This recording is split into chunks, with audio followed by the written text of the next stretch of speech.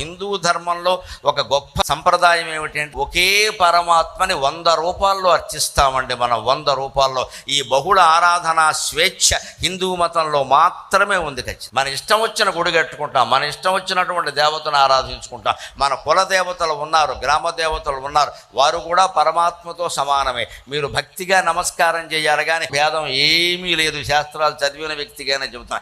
ఈ రూపం గొప్పది అంటే ఇంతకంటే అజ్ఞానం ఇంకోటి లేదు. అన్ని రూపాలు అరూపాన్నించే వచ్చాయి. అరూపం అంటే నిర్లేప, నిర్మల, నిత్య, నిరాకార, ఏమీ లేనిది ఒక అపూర్వమైన తేజస్సు తప్పితే ఏమీ లేదు. చేతులు, కళ్ళు, ముఖాలు ఇవన్నీ లెక్కలు కాదు. ఎప్పుడు కూడా వైదిక ధర్మం అంగీకరించదు ఆ విషయాన్ని. అందుకని శివుణ్ణి కానీ, విష్ణువుని కానీ, అమ్మవారిని కానీ, కుమారస్వామిని కానీ, అయ్యప్ప స్వామిని కానీ, గణపతిని కానీ, ఇంకా మీ ఇష్టమైన మీ కులదేవాన్ని కానీ, గ్రామదేవతను కానీ ఎవరినైనా మీరు పరమాత్మగా భావించి ఆరాధించు.